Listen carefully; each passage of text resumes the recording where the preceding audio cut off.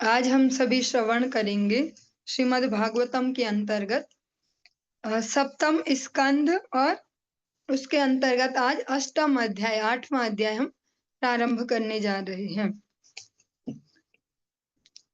ओम नमो भगवते वासुदेवाय। ओम नमो भगवते वासुदेवाय। ओम नमो भगवते वासुदेवाय। इस अध्याय में हम श्रवण करेंगे भगवान नृसिंह देव द्वारा जो असुरराज हिरण्यकश्यप हैं उनके वध का प्रसंग। श्री नारद उवाच अथ दैत्यसुताः सर्वे श्रुत्वा तदनुवर्णितं जगृहुर्निर्वध्यत्वान् नैव गुर्वनुशिक्षितम्। श्री नारद मुनि ने आगे कहा, नारद जी ये युधिष्ठिर महाराज को श्रवण करा रहे हैं। अगर आप सभी को प्रसंग स्मरण हो, राष्ट्रीय यज्ञ में जो शिशुपाल की दिव्य गति को देखकर युधिष्ठिर महाराज प्रश्न करते हैं नारद जी से, और नारद जी उसी प्रसंग को सुना रहे हैं। उसी के अंतर्गत हम ये प्रसंग सुन रहे हैं। श्री नारद जी ने आगे कहा, समस्त असुर पुत्रों ने भक्त प्रहलाद महाराज के दिव्य उपदेशों की सराहना की और उन्हें अत्यंत गंभीरता पूर्वक ग्रहण किया। उन्होंने षंड तथा अमर्क नामक अपने गुरुओं द्वारा दिए गए भौतिकतावादी उपदेशों का तिरस्कार कर दिया, और जब कोई हायर टेस्ट हमें प्राप्त हो तो जो निम्न है वो खुद ही छूट जाता है। प्रहलाद महाराज जी जैसे आचरणशील भक्त से उपदेश प्राप्त करके वो जो अभी कलमश रहित है, छोटे छोटे बालक हैं, उन्होंने प्रहलाद महाराज जी के उन बातों को गंभीरता से ग्रहण किया और जीवन में उनको उतारना प्रारंभ कर दिया। और जो उनके शिक्षक हैं षंड और अमर्क, जो वो उन्हें भौतिकतावादी जो शिक्षा दे रहे थे उसका उन्होंने पूर्णतः तिरस्कार कर दिया। और एक बहुत सुंदर सा श्लोक श्रीमद् भागवतम का ही 3 स्कंद का यहाँ पर उद्धृत किया गया। सताम प्रसंगान मम वीर्य संविदो भवन्ति हृत कर्ण रसायना कथा। यदि कोई सत अर्थात परम भक्त द्वारा दिए गए प्रवचन को समझने का प्रयास करता है तो वे उपदेश उसे अत्यंत कर्ण प्रिय और हृदय को अच्छे लगेंगे। अगर कोई प्रयास करे समझने का, वरना जो केवल बाह्य स्तर पर केवल वैसे ही बैठ जाएं कथा प्रसंगों में, वो उस लाभ को नहीं ले पाएंगे। उनको भगवान की कथा उतनी कर्ण प्रिय और रुचिकर नहीं लगेगी। अथाचार्य सुतस्तेषां बुद्धिमेकांत संस्थिताम् आलक्ष्य भीतस्त्वरितो राज्ञा आवेद यद यथा। जब शुक्राचार्य के पुत्र षंड तथा अमर्क ने देखा कि सभी विद्यार्थी असुर पुत्र भक्त प्रहलाद महाराज की संगति के कारण कृष्ण भक्ति में आगे बढ़ रहे हैं तो वे डर गए। अतएव वे असुर राज के समीप गए और उनसे समस्त स्थिति यथावत वर्णन कर दी। और जो उनके शिक्षक हैं षंड अमर्क, जब उन्होंने अन्य बालकों की भी प्रहलाद जी जैसी ही स्थिति देखी कि अब ये भी उसकी ही जैसे ये करता है, इसको ही फॉलो कर रहे हैं, इसी डायरेक्शन में इसी दिशा में आगे बढ़ रहे हैं, तो वो भयभीत हो गए कि अब क्या होगा। अभी तक तो एक ही झमेला था, अब इतने सारी समस्या इकट्ठी हो गई है। अतएव वे हिरण्यकश्यप जो हैं असुर राज, उनके पास गए और उनको सब कह के सुना दिया कि ये चल रहा है आजकल हमारे विद्यालय में। कोपावेश चलद्गात्रा पुत्रं हन्तुं मनो दधे क्षिप्त्वा परुषया वाचा प्रहलाद तदर्हणम् आहेक्षमाणः पापेन तिरश्चीनेन चक्षुषा प्रश्रयावनतं दान्तं बद्धा जलिमवस्थितं सर्पः पदाहत इव श्वसन् प्रकृति दारुणः। जब हिरण्यकशिपु संपूर्ण स्थिति समझ गया तो वह इतना अधिक क्रुद्ध हुआ कि उसका संपूर्ण शरीर कांपने लगा क्रोध के मारे। इस प्रकार उसने अंततः अपने पुत्र भक्त प्रहलाद को मार डालने का निश्चय कर लिया। हिरण्यकशिपु स्वभाव से अत्यंत क्रूर था और अपने आप को अपमानित हुआ जानकर वह पांव से कुचले सर्प की भांति फुफकारने लगा। उसका पुत्र भक्त प्रहलाद शांत, विनम्र तथा भद्र था। वह इंद्रिय संयमी था और हिरण्यकशिपु के समक्ष हाथ जोड़े खड़ा था। वह अपनी आयु तथा आचरण के अनुसार प्रताड़ना के योग्य न था। फिर भी हिरण्यकशिपु ने टेढ़ी नजर से उसे घूरते हुए इस प्रकार से कटु शब्दों के द्वारा फटकारा।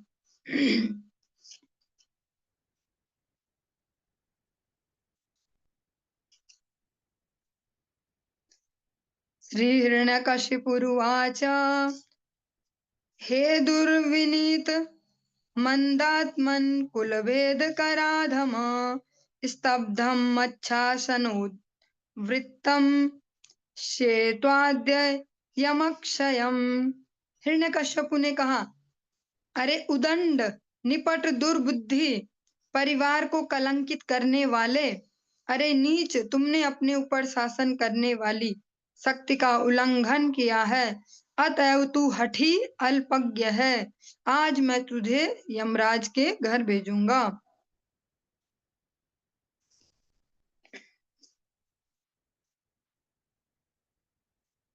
क्रुद्धस्य यस्य कंपन्ते त्रयो लोकाः सहेश्वराः तस्य मे अभीतवन्मूढ़ शासनम किं बलो अत्यगाः। अरे दुष्ट पुत्र प्रहलाद, तुम जानते हो कि जब मैं क्रुद्ध होता हूँ तो तीनों लोक अपने अपने नायकों सहित कांपने लगते हैं। तो फिर तुम किसके बल पर इतने धृष्ट हो गए हो कि तुम निर्भीक होकर मेरी आज्ञा का उल्लंघन कर रहे हो। हिरण्यकश्यप स्पष्ट कहते हैं कि जब मुझे क्रोध आता है और उनके या कह सकते हैं नियंत्रण में अभी सभी लोग चल रहे थे, तो कहते हैं सभी लोग भयभीत हो जाते हैं। लेकिन किसके दम पे, कौन है जो तुम्हें संरक्षण दे रहा है कि तुम भयभीत नहीं हो रहे हो। श्री प्रहलाद उवाच न केवलं मे भवतश्च राजन् सवै बलं बलिना च परेषां परे अवरे अमी स्थिर जंगमाये ब्रह्मादयो येन वशं प्रणीताः। भक्त प्रहलाद महाराज ने कहा, हे राजन, आप मेरे जिस बल के स्रोत को जानना चाह रहे हैं वही आपके बल का भी स्रोत है।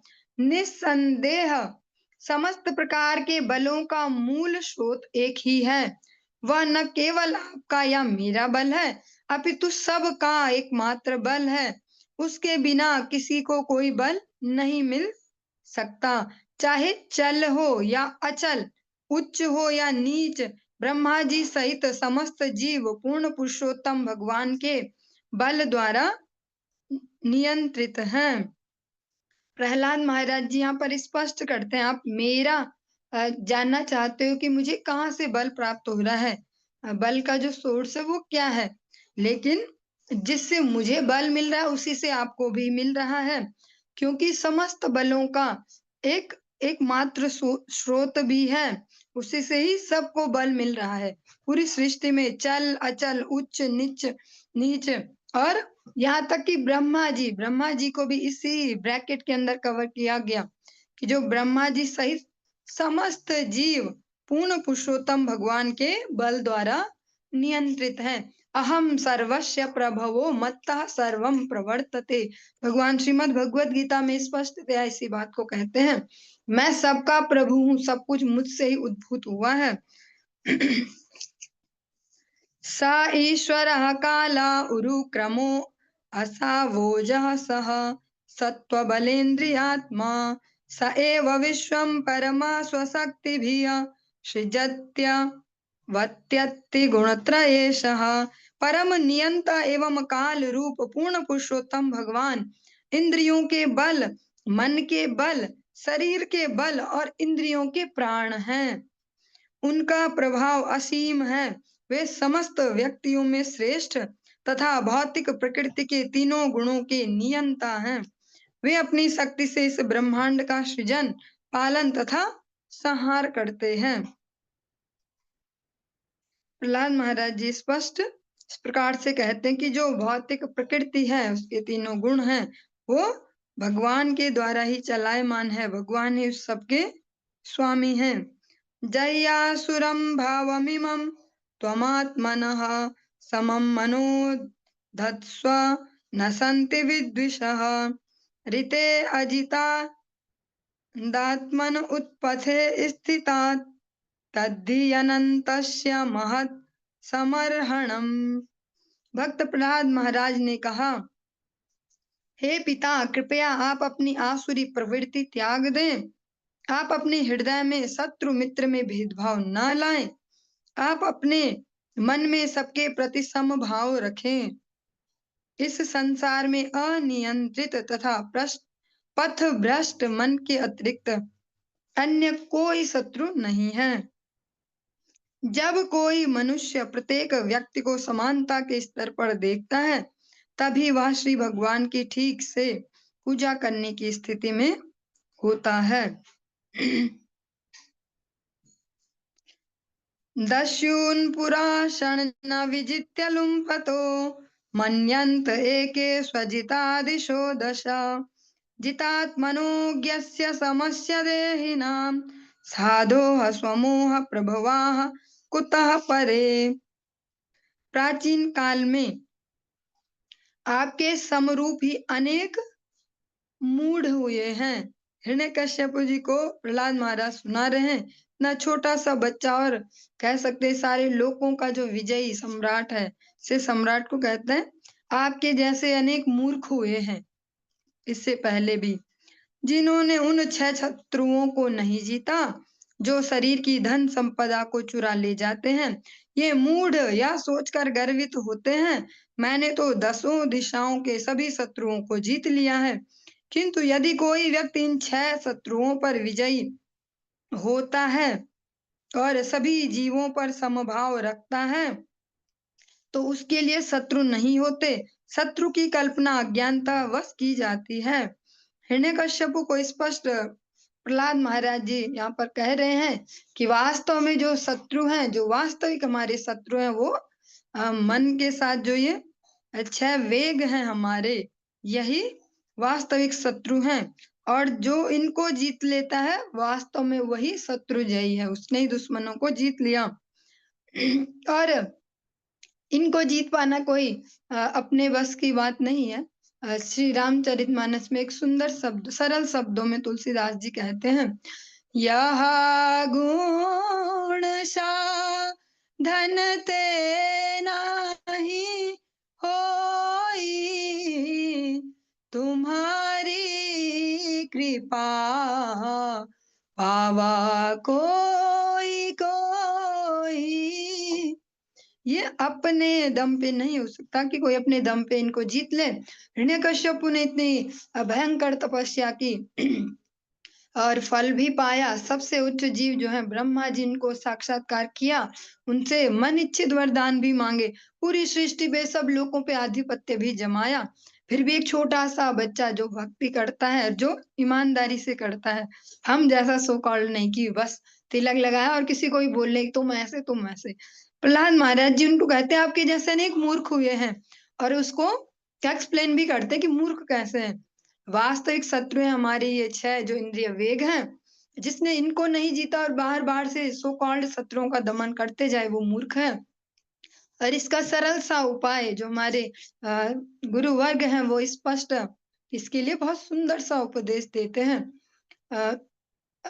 जगत गुरु श्रील भक्ति सिद्धांत सरस्वती गोस्वामी ठाकुर प्रभुपाद के आश्रित जन, नित्य लीला पृष्ठ शिष्य भक्ति कुमुद संत गोस्वामी महाराज, जो हमारे श्रील गुरुदेव के सन्यास गुरुदेव भी हैं, वो अपने गुरुदेव के लिए जब प्रार्थना लिखते हैं, उसमें स्पष्ट कहते हैं, साधु संग था कि छया वेगादमी, श्री कृष्ण चरण सेवियेन आमी हन माती आचे तव दाशाधाम वंदितवा रांगापाय वंदितवा रांगापाय।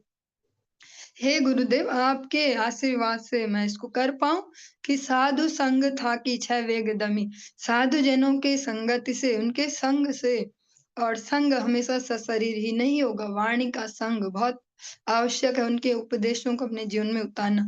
साधु संग था कि छह वेग दमी।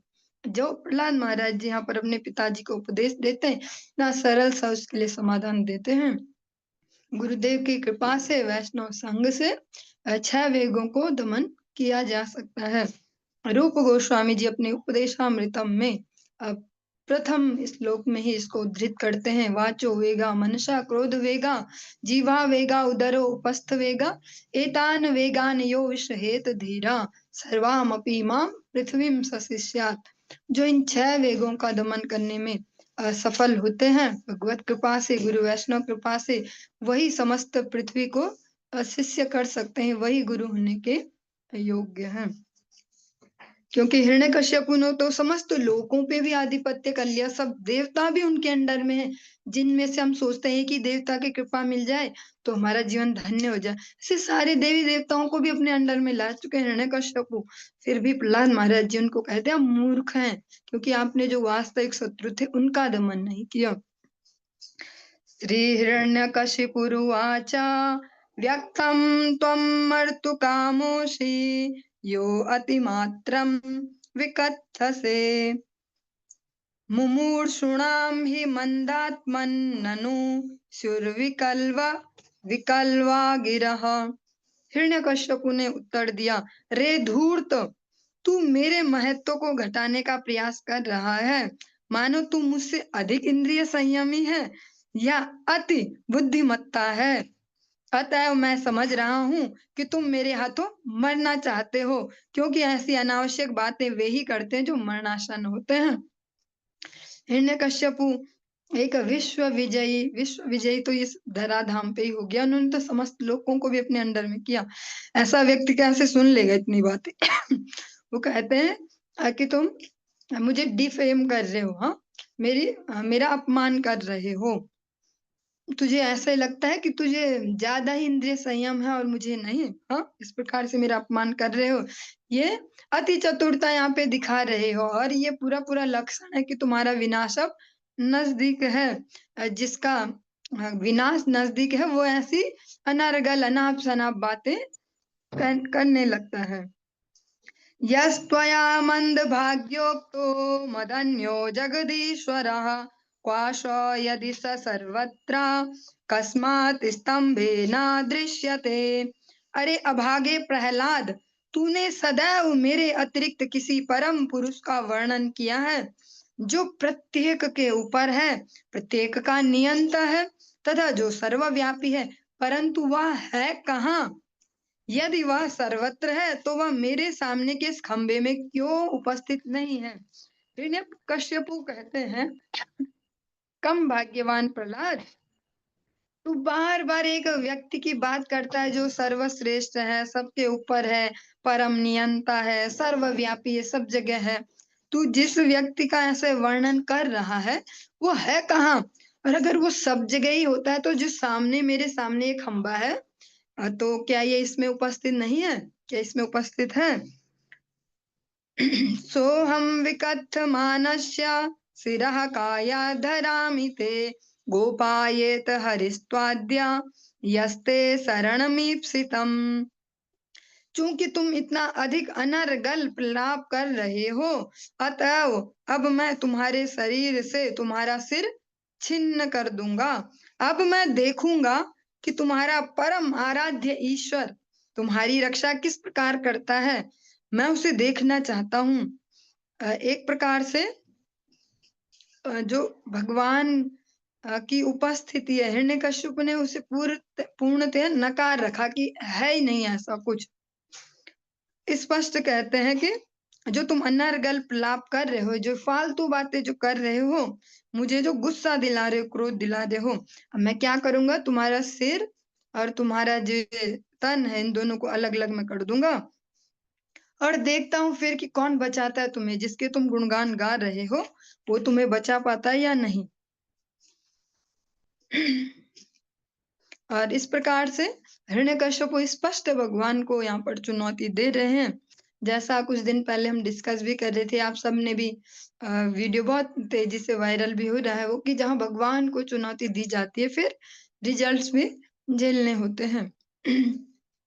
एवं दुरुक्तैर मुहुरर दयन रुषा सुतम महाभागवतम महासुरः खगम प्रगृह्योत्पतितो वरासनात् स्तंभं तताडातित बलः स्वमुष्टिना।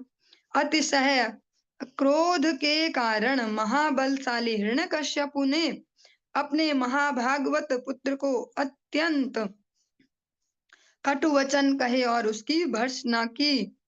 उसे बारंबार शाप देते हुए हिरण्यकश्यपु अपनी तलवार लेकर अपने राशि सिंहासन से उठ खड़ा हुआ और अत्यंत क्रोध के साथ खंबे पर मुष्टि का प्रहार किया।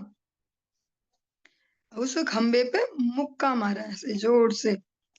तदैव तस्मिन् निनदो अतिभीषणो बभूव येनांड कटाहमस्फुटत स्फुटत यं वै स्वधिष्णयोपगतं त्वजादयः श्रुत्वा स्वधामात्ययमंगं मेनिरे। तब उस खंबे से एक भयावह आवाज आई जिससे ब्रह्मांड का आवरण विदीर्ण होता प्रतीत हुआ। जिस प्रकार से कभी हम सुनते बादलों की भयंकर गर्जना कि जैसे लगता है आकाश कहाँ गिरा, बिजली कहाँ गिरी, वो वाली स्थिति, वैसी भयावह आवाज आई। हे युधिष्ठिर, नारद जी कहते हैं, हे युधिष्ठिर, यह आवाज ब्रह्मा जी इत्यादि देवताओं के निवासों तक गई। जहां जहां वो रह रहे हैं वहां तक भी ये आवाज गई। इतनी भयंकर आवाज थी। और जब देवताओं ने इसे सुना तो उन्होंने सोचा, ओह, अब हमारे लोगों का विनाश होने जा रहा है। देवता भी अभी इतने भयभीत हो गए हैं, जिनसे हम कहते हैं आप हमारे भय हरता है, ऐसे देवता भी अभी भयभीत हैं कि उनके लोगों का विनाश होने जा रहा है। और जब इस प्रकार की कुछ मैं लाइंस बोलती हूँ तो इसका मतलब ये नहीं है कि मैं देवताओं को कुछ चैलेंज कर रही हूँ या मैं उनसे ऊपर हो गई या उनको नीचा दिखाना चाह रहे। उसका एक ही आशय है कि जो हमारे परम नियंता हैं, सभी के जो भगवान है, ईश्वरों के भी ईश्वर, वह है भगवान श्री कृष्ण। उनका अनुगत्य ही हमारे जीवन का वास्तविक लक्ष्य है। और जब उनको हम प्रसन्न कर लेते हैं, जो आनंद के सिंधु हैं, तो फिर सभी, चाहे वो देवी देवता हो, इस जगत में भी कोई क्यों ना हो, सभी प्रसन्न हो जाते हैं। जहाँ पर कृपा राम की होई ता पर कृपा करे सब कोई। ये बहुत ही प्रैक्टिकल कथन है। हम सभी अपने अपने जीवनों में इसको प्रैक्टिस करके या अनुभव करके भी देख सकते हैं। जब जिस दिन ठीक से हरिनाम भी किया हो, सब अच्छे से चली हो प्रोसेस, उस दिन तो लगता है सारी जगह अनुकूलता ही अनुकूलता, जिसको ही देखो सब अनुकूल है, क्योंकि जापे कृपा राम की हुई तापे कृपा करे सब कोई। देवतागण भी इस प्रकार से भयभीत हो गए उस आवाज को सुन के कि अब हमारे लोग नष्ट होने वाले हैं। सा विक्रमन् पुत्र वधे सुरोजसा निशम्य निर्हादम पूर्वमद्भुतम् अन्तः सभायां न दर्श तत्पदम वितत्र सूर्येन सुरारियूथपाः। अपने ही पुत्र को मारने के इच्छुक हिरण्यकश्यपु ने जो इस प्रकार अपना अद्वितीय, जैसा कोई अन्य नहीं दिखला सकता, ऐसा शौर्य जो वो दिखला रहा था, जब एक अद्भुत भीषण भयंकर ध्वनि सुनी जिसे इसके पूर्व उसने कभी नहीं सुना था। हिरण्यकश्यपु ने भी वो ध्वनि सुनी जिसे आज से पहले कभी सुना नहीं गया था। इसी ध्वनि को सुनकर अन्य असुर नायक भी भयभीत हुए। उस सभा में इस ध्वनि के उद्गम को कोई नहीं ढूंढ पाया। जब भगवान ही स्वयं इस प्रकार से कोई शब्द भगवान से उत्पन्न हो तो वो ऐसा ही होने वाला है कि जो सबके हृदय को विदीर्ण कर दे। आप स्पष्ट आप श्रीमद् भगवद गीता भी अध्ययन कर रहे हैं सायंकालीन कक्षाओं में, उसमें भी आपने सुना भगवान ने और अर्जुन ने सबने अपने-अपने जब शंख बजाए, तो उन शंखों की ध्वनि से जो शत्रु पक्ष है उनके सबके हृदय विदीर्ण हो गए। एक डर की सी लहर सब में चली। क्योंकि भगवान जब किसी टारगेट को अपने हाथ में लेंगे तो फिर अच्छे से ही कंप्लीटनेस के साथ, परफेक्शन के साथ सब कुछ करते हैं। सत्यं विधातुं निजभृत्य भाषितं व्याप्तिं च भूतेष्वखिलेषु चात्मनः अदृश्यतात्यद्भुत रूपमुद्वहन् स्तंभे सभायां न मृगम न मानुषम। और ये बहुत ही सुंदर सा श्लोक है श्रीमद् भागवतम का। अगर इसको हम स्मरण कर पाए तो बहुत सुंदर रहेगा हम सभी के लिए। यहाँ पर स्पष्ट एक शब्द कहा गया, एक लाइन है, सत्यम विधातुम निज भृत्य भाषितम। जैसा हम कहते हैं ना कि खंबा फोड़ा, उसमें भगवान थे, निकल गए। भगवान वहां थोड़ी ना रह रहे थे कि खंबे के अंदर रहते हैं हिरण्यकश्यप के यहाँ, हाँ। लेकिन सत्यम विधातुम निज भृत्य भाषितम, अपने दास की वाणी को सत्य करने के लिए, अपने दास भक्त प्रहलाद महाराज के वचनों को सिद्ध करने हेतु कि वे सत्य हैं, प्रहलाद जी को सत्य साबित करने के लिए, अर्थात यह सिद्ध करने हेतु कि परमेश्वर सर्वत्र उपस्थित हैं, यहाँ तक कि सभा भवन के खंबे के अंदर भी हैं। ये प्रहलाद महाराज जी ने कहा। तो भगवान इसको सत्य करने के लिए पूर्ण पुरुषोत्तम भगवान श्री हरि ने अपना अद्भुत रूप प्रकट किया, अभूतपूर्व, जो आज से पूर्व किसी ने दर्शन नहीं किया था। यह रूप न तो मनुष्य का था न सिंह का। इस प्रकार श्री भगवान उस सभा कक्ष में अपने अद्भुत रूप में प्रकट हुए। न तो पूर्ण सिंह और न तो पूर्ण मनुष्य, भगवान ऐसे अद्भुत रूप को लेकर वहां पर प्रकट हुए। इसमें से जो हमारे लिए बहुत ही धैर्य का, या जिससे हम जीवन की प्रत्येक स्थितियों में अति अनुकूलता अति प्रतिकूलता सब में धैर्य रख सकते हैं। सत्यम विधातुम निज भृत्य भाषितम, भगवान अपने शरणागत जन की वाणी को सत्य अवश्य करते हैं। इसका मिसयूज नहीं कर सकते गलत फहमी में घुस के कि हम तो किसी को भी कुछ आशीर्वाद दे तो वो भी हो ही जाएगा, हम किसी को अब आशीर्वाद देने शुरू कर दें कि भैया ऐसा, क्योंकि अभी हम उस श्रेणी के भक्त नहीं हुए। हमारे छोटे छोटे लेवलों पर भगवान हमें सत्य साबित करते ही हैं, पर हम उसकी कभी परीक्षा शुरू न करते। भगवान भगवद गीता में भी इसी वचन को कहते हैं, कौन्तेय प्रतिजानीहि, तुम प्रतिज्ञा करो अर्जुन, हमें भक्ता प्रणश्यति, मैं नहीं करूंगा प्रतिज्ञा, क्योंकि मैं तो जो प्रतिज्ञा करता हूँ सामने जो ही सीन देखता हूँ उसके हिसाब से तोड़ देता हूँ। क्योंकि मुझे कौन जेल भेजने वाला कि तुमने वचन तोड़ा, तुम्हें पाप हो जाएगा, तुम नरक जाओ, तो मैं तो तोड़ देता हूँ अपनी प्रतिज्ञा। हाँ, अब मैंने प्रतिज्ञा की कि मैं कोई अस्त्र शस्त्र ग्रहण नहीं करूंगा, फिर भी भीष्म पितामह की प्रतिज्ञा को रखने के लिए अपनी तोड़ दी, रथ के पहिए को ही चक्र बना लिया। कौन्तेय प्रतिजानीहि, हे कुंती पुत्र तुम प्रतिज्ञा करो, क्योंकि जब तुम करोगे तो फिर मुझे उसकी लाज रखनी पड़ेगी। और यहाँ पर प्रहलाद महाराज जी ने कहा ना, सर्वत्र विराजित है मेरे ऐसे भगवान, हाँ इस खंबे में भी हैं। तो इसी को साबित करने के लिए भगवान यहाँ पर उपस्थित हुए। स सत्वमेनं परितो विपश्यन् स्तंभस्य मध्यादनु निर्जिहानं नायं मृगो नापि नरो विचित्रमहो किमेतन मृगेन्द्र रूपम। जब हिरण्यकशिपु उस ध्वनि का स्रोत ढूंढने हेतु इधर उधर चारों ओर देख रहा था, तो उस खंबे से श्री भगवान का एक अद्भुत रूप प्रकट हुआ, जो न तो मनुष्य का था और न ही सिंह का माना जा सकता था। हिरण्यकश्यप आश्चर्यचकित हुआ, यह कैसा प्राणी है जो आधा पुरुष और आधा सिंह है। हिरण्यकश्यप उस ध्वनि का जब पीछा कर रहे, कहाँ से आवाज आई, जैसे हम कभी भी कुछ आवाज सुनते तो हिसाब लगाते फटक से कि किधर से आई। हिरण्यकश्यप जब इस स्रोत को ढूंढ ही रहे थे, तब उस खंबे से भगवान अपने दिव्य स्वरूप में प्रकट हुए। हिरण्यकश्यप फिर भी भगवान का ही दर्शन कर रहे, साक्षात भगवान, जो हम कहते भगवान का दर्शन हो जाए एक बार ऐसे ऐसे, हिरण्यकश्यप ने भगवान का दर्शन कर लिया, फिर भी वो उनमें कोई आनंद कुछ ये नहीं आ रहा है भगवान का दर्शन करके, क्योंकि भगवान के प्रति इतनी ईर्ष्या हृदय में, इतना कलमश है।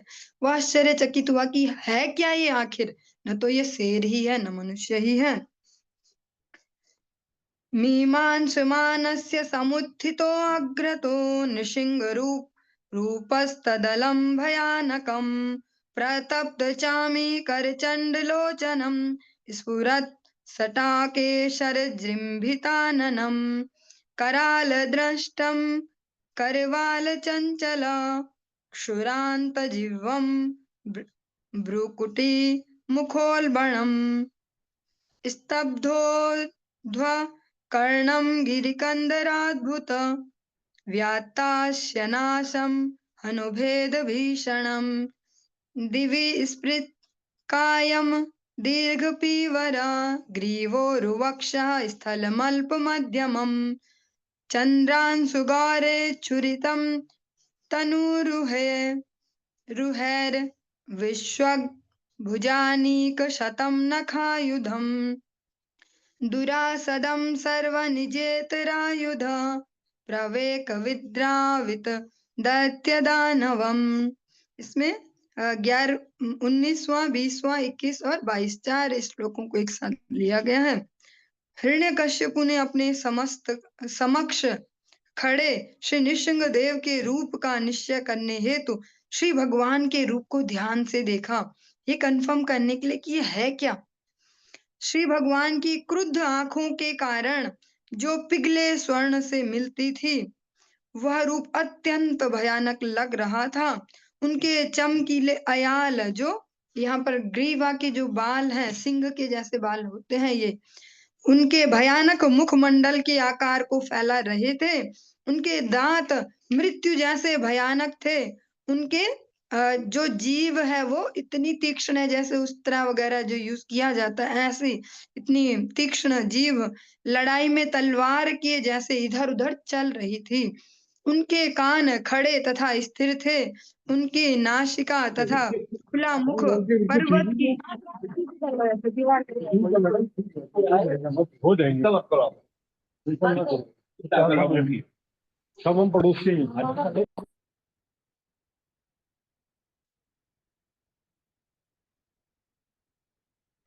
उनके जबड़े फैले हुए थे, जिससे भय उत्पन्न हो रहा था, और उनका समूचा शरीर आसमान को छू रहा था। उनकी गर्दन अत्यंत छोटी तथा मोटी थी। उनकी छाती चौड़ी थी और कमर पतली थी।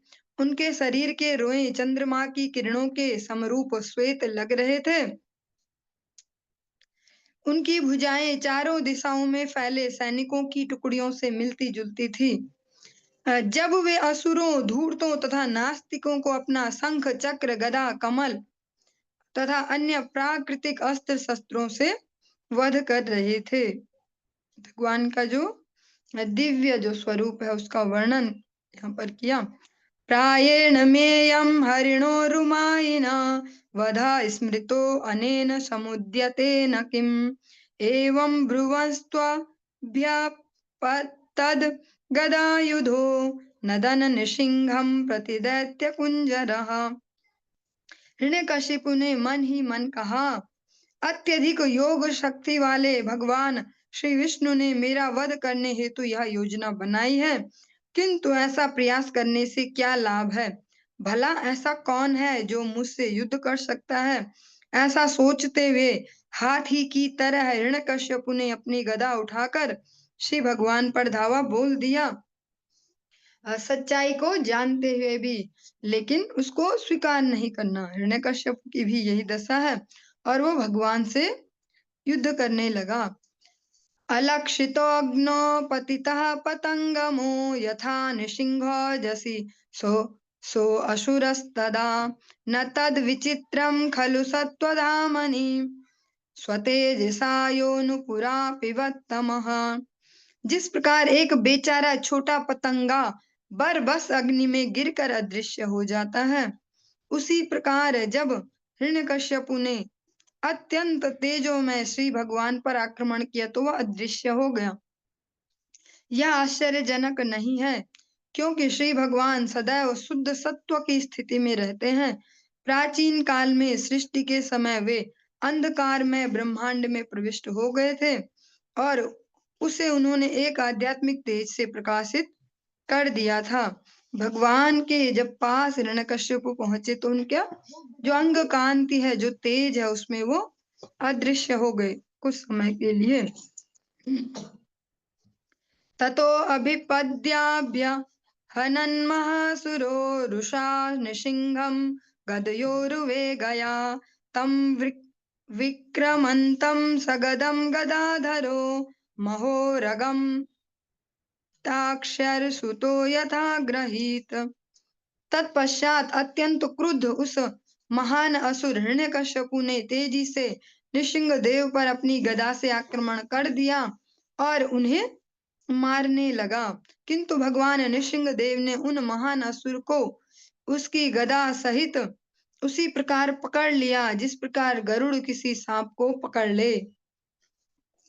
सातस्य हस्तोत्कलितस्तदासुरो विक्रीडतो यद्वदहिर्गुरुत्मतः असाध्वमन्यन्त हृतो कशोमरा घनच्छदा भारत सर्वधिष्णयपाः। हे भरत के महान पुत्र युधिष्ठिर, भरत महाराज के वंश में युधिष्ठिर जी का जन्म हुआ है, इसलिए ऐसा कह रहे हैं। इसका अर्थ ये नहीं है कि उनके पिताजी भरत हैं, उनके जो पूर्व पुरुष हैं वो भरत हैं। जब नृसिंह देव ने हिरण्यकश्यपु को अपने हाथ से छूट जाने का अवसर दे दिया, जिस प्रकार से कभी कभी गरुड़ सांप के साथ खिलवाड़ करते हुए उसे अपने मुख से सरक जाने देता है, तो समस्त देवताओं ने जिनके निवास स्थान उनके हाथों से निकल चुके थे और जो असुर के भय से बादलों में के पीछे छिपे थे, इस घटना को शुभ नहीं माना। निस्संदेह वे अत्यधिक व्याकुल हो गए और भगवान भी खेल खिला रहे हैं हिरण्यकश्यपु से।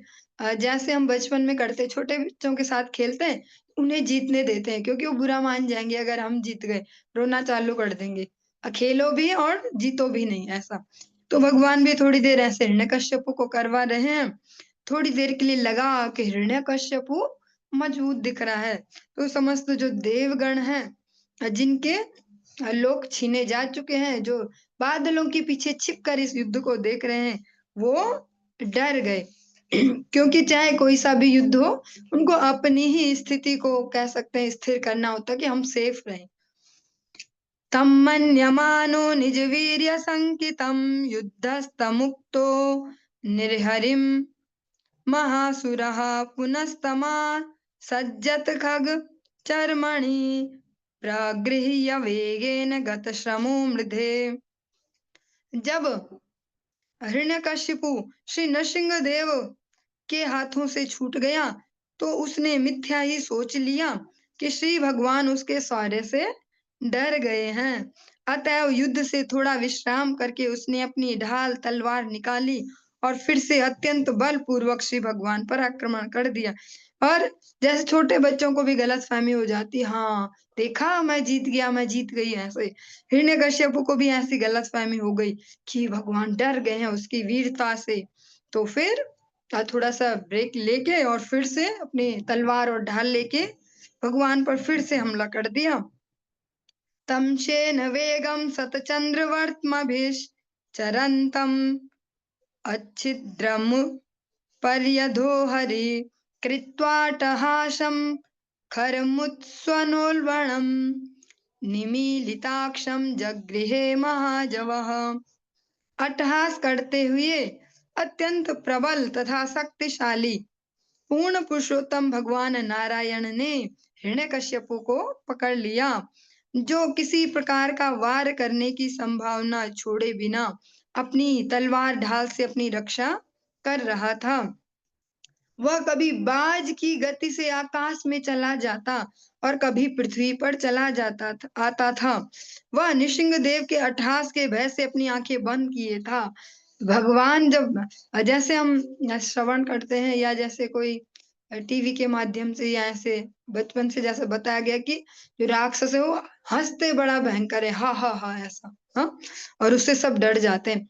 लेकिन जब भगवान ही इस भाव से हंसे कि बेटा तो गया और भगवान हंसे, ऐसा भगवान अट्टहास करे तो फिर सामने वाले की क्या स्थिति होगी। तो हिरण्यकश्यप ने भी आंखें बंद कर रखी ऐसे, जैसे खरगोश होता है उसकी ओर मुसीबत आती तो आंख बंद करता है, सबसे पहला रिएक्शन उसको लगता मैं सेफ हो गया। तो हिरण्यकश्यप भी भगवान के अट्टहास को, प्रबल अट्टहास को सुनकर आंखें बंद किए हैं और अपनी जो योग शक्ति है, सिद्धियां, उनके दम पे कभी आकाश में जाता, कभी पृथ्वी पर आता। विश्व विश्व विश्वक स्फुरन्तं ग्रहणातुरं हरिर्व्यालो यथाखुं कुलिशाक्षतत्त्वचं द्वार्युरुमापत्य ददार लीलया नखैर्यथाहिं गरुडो महाविशम्। जिस प्रकार कोई सांप किसी चूहे को या कोई गरुड़ किसी अत्यंत विषैले सर्प को पकड़ ले, उसी प्रकार भगवान नृसिंह देव ने उस हिरण्यकश्यपु को पकड़ लिया, जिसकी त्वचा में इंद्र का वज्र भी नहीं घुस सकता था। पकड़े जाने पर ज्यों ही वह अत्यंत पीड़ित होकर अपने अंग इधर उधर और चारों ओर छटपटाने लगा, त्यों ही नृसिंह देव ने उस असुर को अपनी जांघों का सहारा देकर अपनी गोद में पकड़ लिया और उस सभा भवन की जो देहली है उस पर अपने हाथ के नाखूनों से सरलता पूर्वक उस असुर को फाड़ डाला। हिरण्यकश्यप की त्वचा के लिए स्पष्ट कहा गया, ऐसी स्किन है, ऐसी त्वचा है, इतनी मोटी कह सकते हैं, मोटी खाल, जैसे हम मजाक में बोलते हैं किसी को, उनकी इतनी सख्त जो त्वचा है, इंद्र के वज्र के यहाँ पर कहा गया है कि वो वज्र भी उसमें नहीं घुस सकता था। भगवान ने ऐसे पकड़ लिया और फिर गोदी में रख लिया देहली पर ले जाकर, और अपने जो दिव्य नख हैं भगवान के, उनसे उनके शरीर को फाड़ डाला। संरंभ दुष्प्रेक्ष्य कराल लोचनो व्यात्ताननान्तं विलिहन् स्वजिह्वया असृग्ल वाक्तारुणकेशराननो यथान्त्रमाली द्विपहत्यया हरिः। भगवान नृसिंह देव के मुख तथा गर्दन के बाल, जो सिंह स्वरूप है भगवान का, यहाँ जो बाल हैं और जो यहाँ ग्रीवा में बाल लटक रहे हैं, वे रक्त के छींटों से सने थे और क्रोध से पूर्ण होने के कारण उनकी भयानक आंखों की ओर देख पाना असंभव था। वे अपने मुख की कोरों को जीभ से चाट रहे थे तथा हिरण्यकश्यपु के उदर से निकली आंतों की माला से सुशोभित थे। वे उस सिंह की तरह प्रतीत हो रहे थे जिसने अभी अभी किसी हाथी को मारा हो। भगवान की वो दिव्य शोभा, और ये हमें अनेक प्रकार के मैसेज देता है भगवान का ये स्वरूप। जो भक्तों से द्वेष करते हैं और फिर उनके लिए कहीं भी रक्षा का, कहीं भी शरण का कोई स्थान नहीं बचता। और फिर भगवान जब गति भी देंगे तो बहुत अच्छे से देंगे, फिनिशिंग भी बहुत ढंग से करेंगे। भगवान ने कोई अस्त्र शस्त्र उन पर यूज नहीं किए, बस केवल अपने नाखूनों से ही सारा काम पूरा। और जिस प्रकार से भगवान को हमेशा माला से सुशोभित होना ही चाहिए, भगवान ने हिरण्यकश्यप की आंतों को ही आज माला बना लिया। उनके जो नेत्र हैं वे अत्यंत क्रोध में हैं, इतने क्रोध में हैं कि जो उनकी अग्नि है, जो उनकी चमक है, उसको कोई ऐसे देख नहीं सकता। जैसा हम श्रवण भी करते हैं, जिनकी बंक भ्रिकुटी के भय से सागर सप्त उछलते देखा। भगवान केवल टेढ़ी ऐसे टेढ़ी वाली नजर ही करते हैं किसी की ओर, भ्रिकुटी टेढ़ी ही करते हैं तो बड़े बड़े समुद्रों में उफान आ जाते हैं, अनेक अनेक कह सकते हैं असुरों पर विपत्तियां आ जाएं। ऐसे भगवान आज सच में क्रोधित ही हों, टेढ़ी नजर मतलब थोड़ा सा दिखा रहे हम ऐसे, और जब भयानक क्रोधित ही हों कि मेरे भक्त को इतना परेशान किया, इस भाव से जब क्रोधित हों, तो फिर उनके नेत्रों की ओर कोई कैसे देख सकता है, किसी में इतनी सामर्थ्य कैसे हो सकती है कि उसको पचा ले, जो वो ओज तेज है भगवान का। नखांकुरोत्पाटित हृत्सरोरुहं विसृज्य तस्यानुचरानुदायुधान् अहन् समस्तान् नख शस्त्रपाणिभिर्दोर्दण्डयूथो अनुपथान् सहस्रः। अनेकानेक भुजाओं वाले पूर्ण पुरुषोत्तम भगवान ने सर्वप्रथम हिरण्यकश्यपु का हृदय निकाल लिया। जिस हृदय में इतना सारा कलुष है, सबसे जो इम्पोर्टेंट पार्ट है हमारे इस शरीर का, भगवान ने हिरण्यकश्यपु का हृदय निकाल लिया और उसे एक और फेंक दिया। ये कुछ काम का नहीं है। फिर वे असुरों के जो सैनिक थे उनकी ओर मुड़े, ऐसे बस मुड़े ही। ये सैनिक हजारों के झुंड में श्री भगवान से लड़ने आए थे और हाथों में हथियार उठाए थे। ये हिरण्यकश्यपु के अत्यंत स्वामी भक्त अनुचर थे, ब्लाइंड फॉलोअर जिनको कहते हैं। किंतु नृसिंह देव ने उन्हें अपने नाखूनों की नोकों से ही मार डाला। अभी ऐसे जोर नहीं लगाया, बस ये ऐसे नोक से ही, जैसे हम कहते हैं ना, किसी के बड़े बड़े नाखूनों, किसी पेज को ऐसे ही वो कर लो, फूल की पंखुड़ी को ऐसे ही चीर लो। भगवान ने ऐसे ही केवल नाखूनों की जो नोक है उनसे उनको मार डाला। सटावधूता जलदाः परापतन् ग्रहाश्चत तद्दृष्टिविमुष्टरोचिषः अम्भोधयः श्वासहता विचुक्षुभुर्निर्हादभीता दिगिभा विचुक्रुषुः। श्री नृसिंह देव के सिर के केसों से बादल हिलकर इधर उधर बिखर गए। उनकी जलती आंखों से आकाश के नक्षत्रों का तेज मंद पड़ गया और उनके श्वास से समुद्र उद्वेलित हो उठे। उनकी गर्जना से संसार के समस्त हाथी भय से चिंघाड़ने लगे। भगवान का जो अद्भुत तेज है उससे सभी प्रभावित हुए, सभी नक्षत्र भी और सभी समुद्र भी, सभी उससे प्रभावित हुए। अतः जब हम भगवान की प्रैक्टिकली शरण लेते हैं तो सभी हमारे अनुकूल हो जाते हैं। द्यौस्तत्सटो क्षिप्त विमान सकुला प्रोत्सर्पत क्षमा चपादिभिः पीडिता शैलाः समुत्पेतुर्मुष्यरन्हसा तत्तेजशाखं ककुभो नरे जिरे। श्री नृसिंह देव के सिर के केसों से जो विमान है बाह्य आकाश तथा उच्च लोकों में जा गिरे। जैसा हमें लगता है कि हम बहुत आगे बढ़ रहे हैं, हमारी जो ये इस समय का समय है बहुत आगे चल रही है टेक्नोलॉजी। यहाँ पर स्पष्ट कह रहे हैं कि जो उस समय आकाश में विमान चलते थे उन विमानों की यहाँ पर बात हो रही है कि वे भगवान के जो बाल हैं उनसे टकरा के वो गिर पड़े बाह्य आकाश में और उच्च लोकों में। श्री भगवान के चरण कमलों के दबाव से पृथ्वी अपनी स्थिति से छिटकती प्रतीत हुई और उनके असह्य बल से समस्त पर्वत ऊपर उछल गए। श्री भगवान के शारीरिक तेज से आकाश तथा समस्त दिशाओं का प्राकृतिक प्रकाश घट गया, क्योंकि जो भगवान का तेज है वो सूर्य चंद्र अग्नि इनसे नहीं आता। भगवान स्पष्ट भगवत गीता में कहते हैं, न तद भाष्यते सूर्यो न शशांको न पावका। जो मेरा जो धाम है वहां सूर्य चंद्रमा अग्नि इनसे उजाला नहीं होता, तो फिर उजाला कैसे होता है, दिखाई कैसे देता है? क्या भगवान का धाम अंधकार में रहता होगा? भगवान का धाम प्रकाशित होता है भगवान के ओज से, जो भगवान का ओज है। और आज वो इतना तीक्ष्ण है कि उससे समस्त आकाश और दिशाओं का प्राकृतिक प्रकाश जो है वो घट गया है।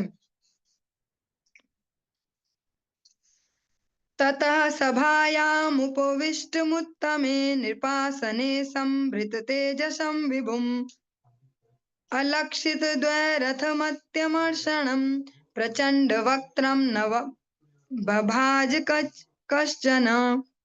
उन अपना पूर्ण तेज तथा भयंकर मुखमंडल दिखलाते हुए भगवान नृसिंह देव अत्यंत क्रुद्ध होने तथा अपने बल एवं ऐश्वर्य का सामना करने वाले किसी को न पाकर सभा भवन में राजा के श्रेष्ठतम सिंहासन पर जा बैठे। भय तथा आज्ञाकारिता के कारण किसी में साहस न हुआ कि सामने आकर श्री भगवान की सेवा करे। और भगवान अब जो सबसे उच्च सर्वश्रेष्ठ सिंहासन पर है, वहां पर स्वयं विराजित हो गए। और किसी में इतनी हिम्मत नहीं है कि भगवान जी आए आज यहाँ तो आरती की थाल ले जाएं, पांव धुलाएं, ऐसा इतना किसी भगवान का वो स्वरूप दर्शन करके किसी में इतना साहस नहीं हो पा रहा।